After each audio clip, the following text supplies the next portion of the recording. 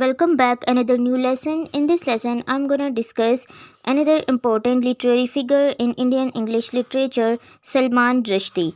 Salman Rushdie is a British American novelist and essayist of Indian descent. His work, combining magical realism with historical fiction, is primarily concerned with the many connection. Salman Rushdie is the author of 13 important novels. Salman Rushdie is full Sir Ahmad Salman Rushdie Salman Rushdie तो हैं, ये India से belong करते हैं और इनको British American writer कहा जाता है। ये एज अ नावलिस्ट ग्रो हुए हैं और इन्होंने अपनी लाइफ में 13 इम्पोर्टेंट नावल्स जो हैं वो लिखे हैं।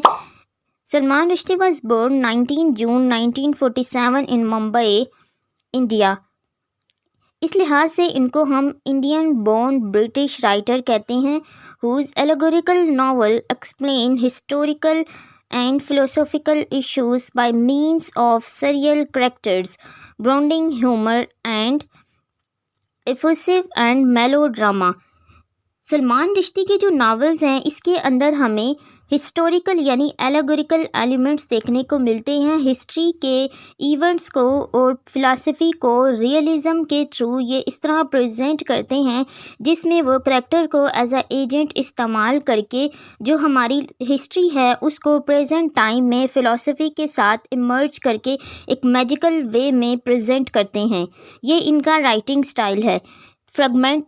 फ्रेगमेंटेशन, मेमोरी एंड माइग्रेंसी, ये इनके मेजर थीम हैं। हम इनके जो भी नावल पढ़ेंगे उसमें हमें फ्रेगमेंटेशन यानी कि मॉडर्न मैन की लाइफ किस तरह फ्रेगमेंटेड है इसको इन्होंने दिखाया है, और मेमोरी यानी हमारी जो यादें हैं, हमारी यादाश्त की जो इम्पोर्टेंट ऐसे किस्से कहानियाँ होती हैं उनको ये प्रेजेंट करते हैं। इसके बाद माइग्रेंसी का भी थीम जो है ये सेंट्रल थीम है जो इनके प्लेस में हमें देखने को मिलते हैं। सलमान रश्दी अपने बारे में कहा करते थे, I am stupidly optimistic, it got me through those bad years. अब इनके कुछ वर्ड्स देखते हैं। सलमान रश्दी का एक इम्पॉर्टेंट वर्क है मिडनाइट चिल्ड्रन, जो कि पोस्ट कॉलोनियलिज्म पर लिखा गया है, जिसमें इन्होंने पार्टीशन के इशू को दिखाया है। यानी पार्टीशन के टाइम पर कुछ ऐसे बच्चे जो कि उस रात पैदा हुए हैं, तो इन्होंने उस इशू को दिखाया। यानी आइडेंटिटी क्राइसिस के बारे में ये कहते हैं कि ऐसे बच्चे, ऐसे चिल्ड्रन जो उस रात पैदा हुए हों, तो हम उनको किन जनरेशन में काउंट करेंगे कि वह बिफोर जनरेशन या आफ्टर जनरेशन किस जनरेशन से ताल्लुक़ रखते हैं पार्टीशन की। इस इशू को इन्होंने एक बच्चे के साथ दिखाया जो कि अपनी फैमिली से अलग हो जाता है। इस तरह की स्टोरी क्रिएट करके इन्होंने इस नावल में हमें पार्टीशन के बारे में बताया है।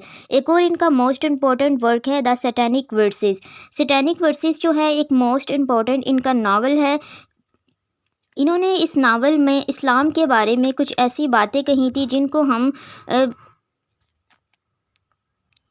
एक्सेप्ट नहीं कर सकते। यानी कि इन्होंने इस नावल में कुछ बोल्ड बातें की थी इस्लाम और मोहम्मद सल्लल्लाहु अलैहि वसल्लम के बारे में। इनका कहना था कि वो इस तरह जो लोग इनके इस वर्क से एज्यूम कर रहे हैं, यानी जो नतीजा अक्स कर रहे हैं, इनका मतलब नहीं था। लेकिन इनके इस नावल द सैटेनिक वर्सेस पर ईरानियन नाइट्स या तारिक अली ने एक प्ले लिखा था जिसमें इन्होंने इनको इसके ऑपोजिट में इनके एलिगेशन के तौर पर ये लिखा, और उसमें इन्होंने ये बताया था कि सलमान रश्दी ने इस्लाम के बारे में नाउज़बिल्लाह जो बातें कही हैं वो गलत हैं। इस बिना पर इनको एग्जीक्यूट करने के लिए भी कहा गया था। नेक्स्ट इनका एक और जो मोस्ट इम्पोर्टेंट वर्क है द गोल्डन हाउस। एक और है इनका इम्पोर्टेंट वर्क है the moors MOORS last sigh. ये भी इनका एक मोस्ट इम्पोर्टेंट नावल है। इस तरह के और भी इनके नावल्स हैं, लेकिन जो मोस्ट इम्पोर्टेंट है वो यही है the satanic versus, midnight children, the golden house, और एक और नावल इनका है शेम, SHAME, शेम। अब सलमान रश्दी के बारे में कुछ इंटरेस्टिंग फैक्ट्स हैं, इनको देखते हैं कि इनकी लाइफ किस तरह की थी। सलमान रश्दी का जो फर्स्ट वर्क है उसको कॉपीराइट भी कहा गया था। सलमान रश्दी का फर्स्ट नावल जो है उससे इनको सक्सेस नहीं मिली थी। Salman Rushdie achieve his fame after publication Midnight Children. Salman Rushdie को एज अ नावलिस्ट जो सक्सेस मिली है वो इनके नावल मिडनाइट चिल्ड्रन पर मिली है. The content of these satanic verses is not the only complaint. Islamic community has against Rushdie. इस पर इन्होंने सैटेनिक वर्सेस पर इन्होंने ईरान की तरफ से इनको फतवा भी दिया गया था और इसके लिए इन्होंने ख़ुद को 10 साल के लिए छुपा भी लिया था, यानी इन्होंने ख़ुद को हाइड कर लिया था. लेकिन इसके बावजूद उन्होंने अपना राइटिंग करियर नहीं छोड़ा, यानी उन्होंने राइटिंग जो है वो स्टॉप नहीं की थी. और इनको कहा जाता है कि वो मुस्लिम नहीं बल्कि एक एथिस्ट थे. इनके इस वर्क द सैटेनिक वर्सेस पर ये कुछ फैक्ट्स थे सलमान रश्दी के बारे में कि सलमान रश्दी की लाइफ किस तरह की थी.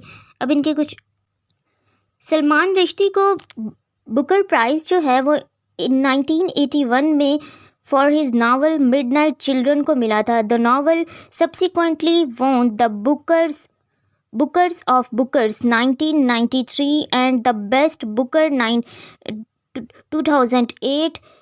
The special prizes were voted on the publication in honor of the prize 25th and 40th anniversaries. यानी कि इनके इस नावल को मिडनाइट चिल्ड्रन को ये 3 अवार्ड्स दिए गए हैं कंटिन्यूसली, जिसमें इन्होंने पोस्ट कलोनियलिज्म के थीम को पार्टीशन के साथ इमर्ज करके दिखाया है और ये इनका बेस्ट वर्क है जो कि पोस्ट कलोनियल लिटरेचर में बहुत ज़्यादा अहमियत रखता है. ये शॉर्ट सी बायोग्राफी और इनकी लाइफ के बारे में कुछ फैक्ट्स है सलमान रश्दी के बारे में कि ये किस तरह के राइटर हैं, किस तरह के ये वर्क लिखते थे. इनकी मेजर जो हमें इनके वर्क में करैक्टरिस्टिक्स देखने को मिलती हैं वो मैजिकल रियलिज़म है कि जब आप किसी भी चीज़ को मैजिकल वे में रियलिटी के साथ प्रेजेंट करते हैं जिसमें आप फ़िलासफ़ी या कुछ ऐसे हिस्टोरिकल इवेंट्स का सहारा लेते हैं, जैसे कि सलमान रश्दी ने हमारी हिस्ट्री के कुछ इवेंट्स को उठाया है जिसमें कि इंडो पाक हिस्ट्री में सबसे ज़्यादा मोस्ट इम्पोर्टेंट जो इवेंट आता है वो ब्रिटिश राज और देन उसके बाद हमारी पार्टीशन का है. तो इसी पार्टीशन के थीम को इन्होंने मैजिकल रियलिज़म के थ्रू मिडनाइट चिल्ड्रन में दिखाया है.